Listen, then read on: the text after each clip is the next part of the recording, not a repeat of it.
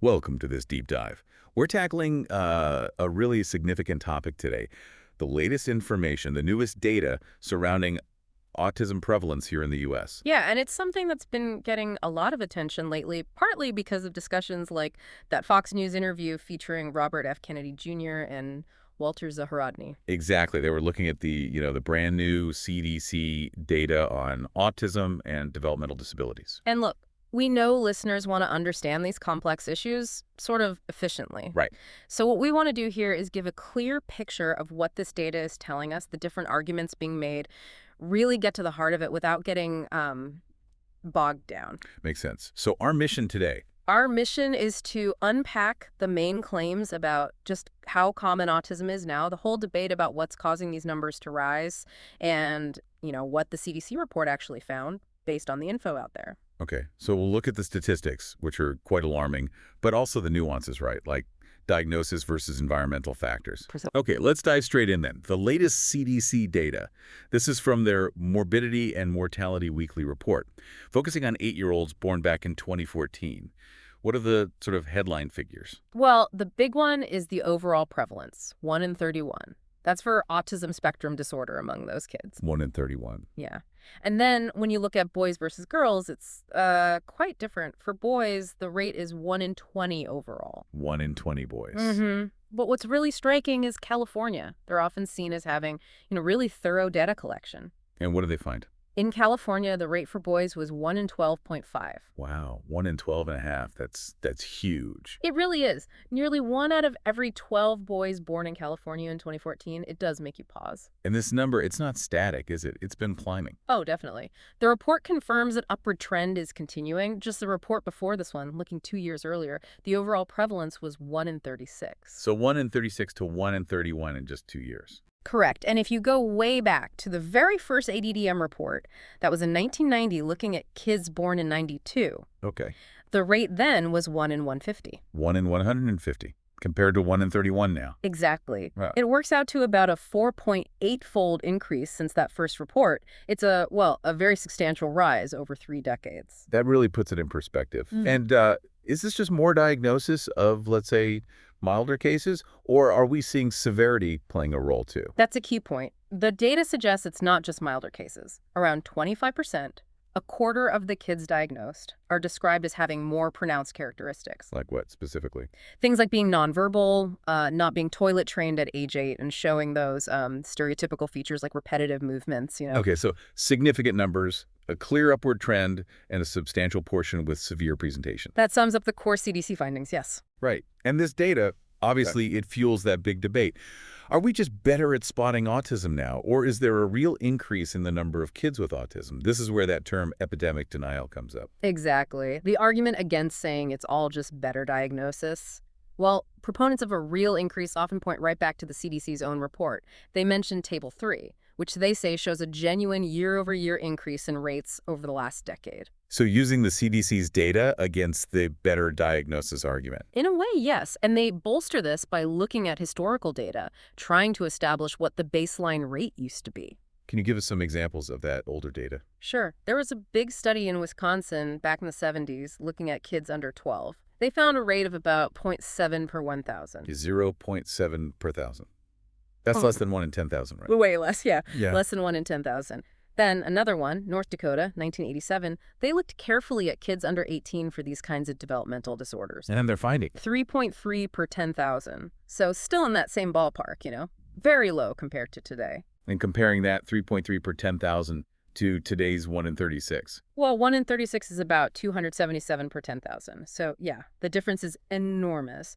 The argument uses figures like an 83-fold increase compared to that 1987 rate. An 83-fold increase. It really drives home the scale of change they're pointing to. And the point is, researchers back then weren't incompetent, right? They would have presumably seen kids with more severe, obvious forms of autism. That's precisely the argument, that the more classic presentations, the nonverbal kids, the ones with very distinct behaviors, surely those wouldn't have been completely missed in such large numbers. Any other studies reinforcing that? Well, they often cite the National Collaborative Perinatal Project. Big study, ran from 59 to 65, followed about 30,000 kids from birth to age 8.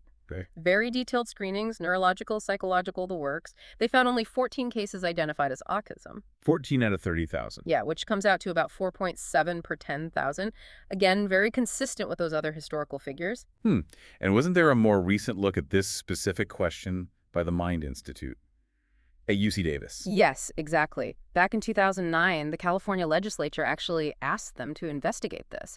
Is the rise in autism real? Or is it just, finding more cases, changing definitions? And what did they conclude? According to RFK Jr., who was mentioned in the source material, a neurologist and epidemiologist, the Mind Institute concluded that, yes, the increase is real. They felt only a, quote, very small portion could be explained away by better recognition or diagnostic changes. So their conclusion pointed towards something else driving the numbers. That was the implication, yes. Which leads directly into the next major point that came up. Which is the heavy emphasis on environmental factors. Right. The perspective shared, particularly by RFK Jr. in that interview, really focuses on environmental exposures as a primary driver. The idea being our genes might create a vulnerability. Sure, predisposition. Exactly. But genes alone don't typically cause epidemics, these rapid rises across a whole population. And there was a comment about research funding, too. Following the money, so to speak. Yeah, that observation from Irv Pachoda again.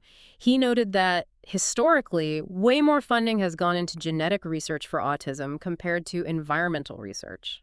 Despite the fact that some believe the environment holds the key. Correct. It's seen as a kind of imbalance in where the research focus has been. And RFK Jr. framed autism as potentially preventable and talked about regression. Yes, he stated his belief that it's preventable and linked to environmental exposures. He brought up the idea that some children develop typically at first, but then regress, maybe around age 2, due to these exposures. And are there plans to investigate specific environmental triggers? Was anything mentioned? Definitely.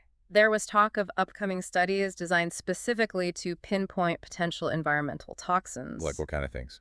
The examples given were quite broad: mold, food additives, pesticides, air and water quality, medicines. Even ultrasound was mentioned as a sort of past suggestion, maybe less certain. A wide range. And was there a time frame mentioned for when this supposed environmental trigger might have emerged? Yes, there was a reference citing EPA scientists suggesting to Congress that the noticeable uptick in autism began around 1989. 1989. Which then leads to the question, okay, if that's the starting point, what toxin or factor became widespread around then? Yeah. Something ubiquitous enough to affect all demographics. And also explain that 4-to-1 male-to-female ratio we see so often. Exactly. That's the puzzle they're looking to solve. Okay. Now, it's really important we cover the other side, too, the counter-arguments. The role of better awareness, better diagnosis. Yeah. That was acknowledged, wasn't it? Particularly in the Q&A part of the interview. Oh, absolutely. It wasn't dismissed. A key point was raised about minority communities, specifically Black and Latino children. What was the point there? That improved awareness, better screening, and more access to services in these communities might be leading to more diagnoses now. Whereas in the past, these kids might have been missed or maybe misdiagnosed. And diagnosed with what, for instance? Things like behavioral problems, conduct disorders. Maybe they faced school discipline or, worse, ended up in the juvenile justice system instead of getting an autism diagnosis and the right support. So a catch-up effect in those communities contributing to the rising numbers overall. That was the suggestion, yes, that better equity in diagnosis is playing a part. And how did RFK Jr. respond to that point? Did he concede anything there? He did. He acknowledged that, yeah, based on research, maybe 10 to 25% of the total increase could be chalked up to this better recognition and diagnosis. 10 to 25%? Yes. But he maintained that still leaves, the other 75 to 90% as representing a real underlying increase in the condition itself. So acknowledging a factor but still seeing a larger phenomenon. Correct. And Walter Zarodny, the researcher, he had a slightly different take on the awareness piece, too. Oh, what was his perspective? He sort of flipped it. He suggested that the better awareness and identification we're seeing now is actually a result of there being more kids with autism in the first place. Yeah. So the sheer number of cases forces professionals to get better at recognizing it. Kind of, yeah. As prevalence goes up, clinicians, teachers, everyone gets more experience, they learn more, they identify it better. So for him, the awareness follows the rise. It doesn't just explain the rise. Interesting distinction. It's not just that we decided to look harder, it's that there was more to see. That seemed to be his perspective, yes. Okay. This obviously has massive ripple effects. The discussion also touched on the wider impact, right? Economically, societally. Hugely important, yes. They cited a projection, I think it was for the cost of treating autism in the U.S., potentially hitting $1 trillion per year by 2035. $1 trillion a year. That was the figure mentioned. It's staggering. And, beyond the dollars and cents, there's the immense impact on families, the lifelong support needs. It's profound. Absolutely. So looking forward then, what's the plan? What's the commitment to finding answers? Well, a key takeaway was the promise of new research starting very soon, like within weeks. Yeah. Specifically targeting those environmental toxins we talked about. And there was a real emphasis on creating an open environment for this research, letting credible scientists investigate freely without taboos or fear of backlash. Were any specific people named as being involved in shaping this new research? Yes, Jay Bachara was mentioned, and possibly Martin Kulldorff as helping to design the grant proposals for these studies. And timelines. Are they expecting quick answers? They mentioned hoping to have some answers or at least initial findings by September. But they also acknowledge, this is complex. It's an evolving process, not a quick fix. Right. And if they do identify specific toxins, what then? The stated plan is to pressure industries to remove those substances from products or the environment. Using regulatory pressure or something else? Both, potentially. Pressure on industry, but also maybe relying on consumer awareness, market forces, If people know something is harmful, they might avoid it. Makes sense. And there was also a mention involving President Trump. Yes. RFK Jr. mentioned that President Trump had directed him to make this issue, the rise in autism, a priority. Okay. So quite a lot to unpack there. We've gone through the latest CDC numbers, the whole debate around real increase versus better diagnosis, the strong push towards looking at environmental factors. The counterpoints about awareness, especially in minority communities, the huge societal costs, and these plans for future research focused on toxins. Yeah. What seems undeniable from the data presented is that the reported prevalence has gone up dramatically. Absolutely. The numbers themselves aren't really in dispute. It's the interpretation and the cause that's fiercely debated. Is it mostly better diagnosis, catching what was always there? Or is something in our environment contributing significantly to new cases? That's the core question, isn't it? And while that debate goes on, the focus on potential environmental triggers seems really strong right now, driving this new research push. It's clearly such a complex and very sensitive area, and one where following the science rigorously is just crucial. Couldn't agree more. So for everyone listening, as you process all this, the numbers, the arguments from different sides, maybe pause and think. What's the one question about this rise in autism that you feel is the most critical one we need to answer? That's a good way to frame it. Yeah, what line of inquiry do you think would make the biggest difference for public health, for families, for individuals? Something to mull over.